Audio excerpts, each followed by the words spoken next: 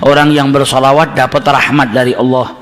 Orang yang bersolawat kelak tempatnya paling dekat dengan Rasulullah nanti di hari kiamat.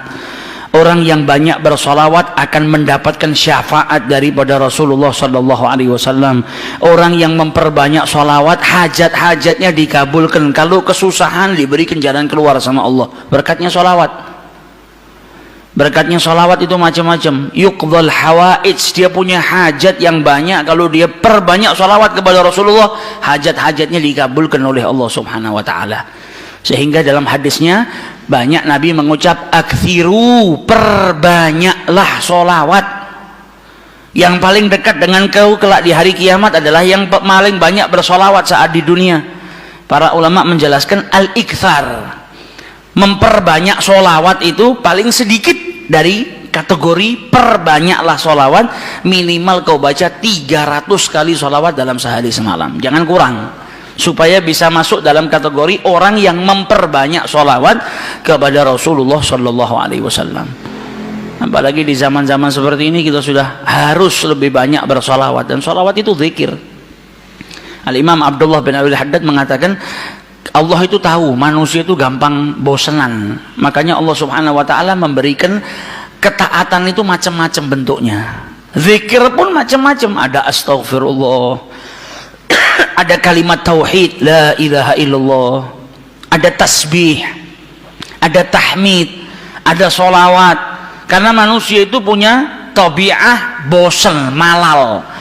Kalau zikir itu cuma satu, ditakutkannya nanti sumpek, bosen. Kalau bosen akhirnya dia nggak memperbanyak. Tapi ketika ada banyak macam ketaatan, engkau bisa taat dengan sholat, engkau bisa taat dengan berzikir, engkau bisa taat dengan Allah Subhanahu Wa Taala dengan bersedekah. Macam-macam taat, macam-macam zikir ini menjadikan supaya kita tidak putus untuk ingat kepada Allah Subhanahu Wa Taala.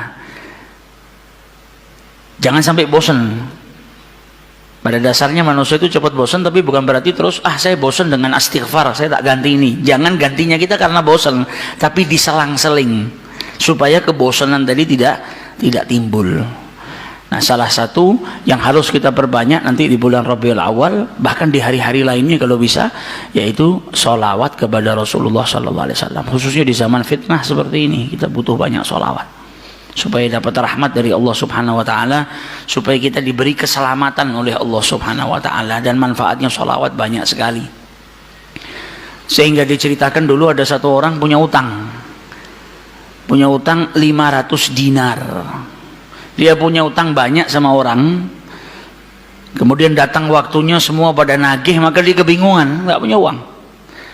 Akhirnya dia pergi ke salah seorang saudagar, dia pinjam uang 500 dinar. Diberikan sama saudagar tadi. Sebelum diberikan ditanya, kapan mau kau kembalikan uang ini? Maka dia berkata, insya Allah di tanggal sekian saya kembalikan. Uang itu diambil, dia bayarkan hutangnya satu persatu. Selesai dibayarkan tidak tersisa uangnya. Nggak ada sisa modal untuk dia putarkan supaya bisa membayar hutangnya yang 500 dinar ini. Karena apa? Memang dia pinjam sesuai dengan kadar hutangnya. Sampai ketika datang waktu jatuh tempo, yang punya uang datang ke rumahnya nagih, mana uang 500 dinar yang kau pinjam? Kau janji hari ini akan melunasinya. Maka dia bilang, demi Allah, sepeser pun saya nggak punya. Saya belum mendapatkan apa-apa untuk saya bayarkan kepada dirimu. Maka yang punya uang nggak mau tahu. Engkau janji tanggal sekian mau kau bayar, sekarang sudah jatuh temponya, maka bayar hutangmu sesuai dengan ucapanmu. Dia bilang, saya nggak punya. Kalau begitu ayo pergi ke Qadhi, pergi ke hakim. Nggak benar ini perbuatanmu. Maka yang ngutang tadi dibawa sama yang punya uang ke hakim. Diceritakan perkaranya, ditanya sama hakim, kenapa tidak kau bayar hutangmu? Bukankah engkau berjanji hari ini akan melunasinya? Dia bilang, iya saya berjanji, tapi saya nggak punya uang. Saya bukan pengkhianat, bukan orang yang mau berdusta. Kalau berdusta saya akan bilang saya nggak punya uang. Nggak ada perjanjian di sini, nggak ada bukti. Tapi saya ngaku kalau saya punya hutang dan hari ini saya nggak punya uang untuk saya bayarkan.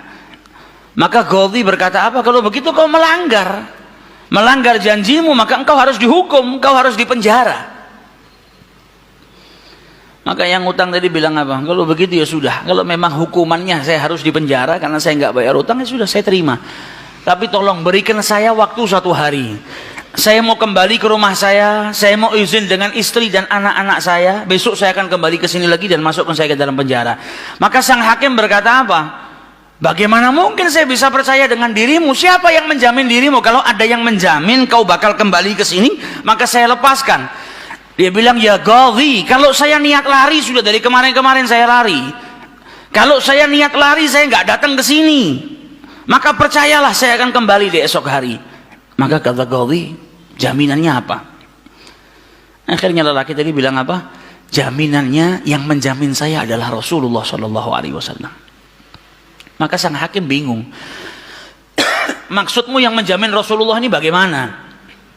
Dibilang, ya hakim, kalau saya besok nggak kembali ke tempat ini, saya bersedia ditolak menjadi umatnya Nabi besar Muhammad Shallallahu Alaihi Wasallam.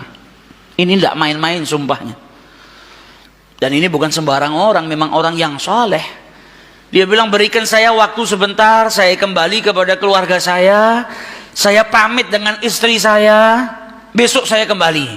Saya bersumpah dan saya siap dikeluarkan dari umatnya Rasulullah, nggak dianggap sama Rasulullah kalau sampai saya berdusta.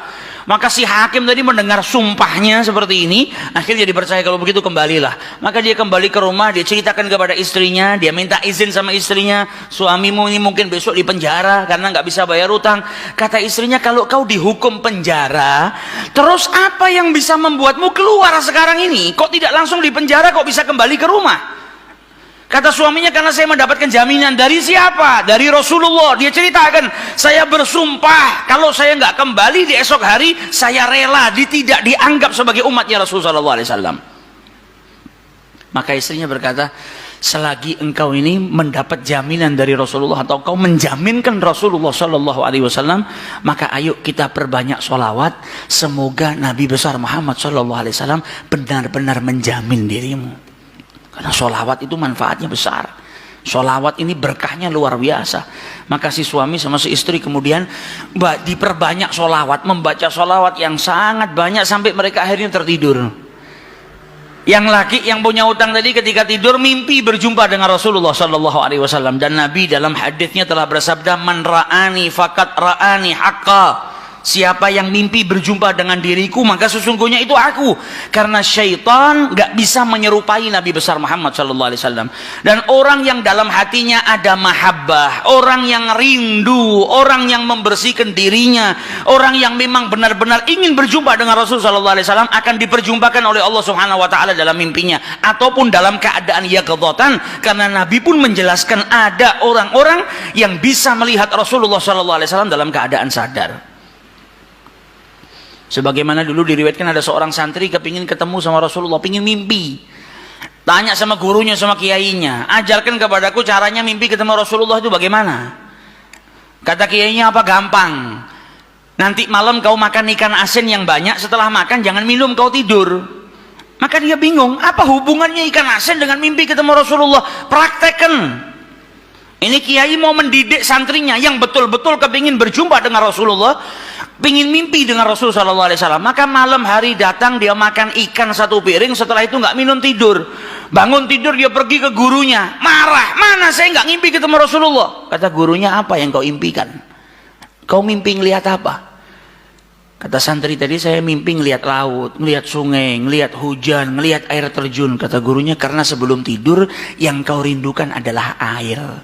Kau makan ikan asin sehingga kau kehausan. Yang kau rindukan dan kau dambakan air. Maka apa yang kau rindukan dan apa yang kau dambakan datang dalam mimpi.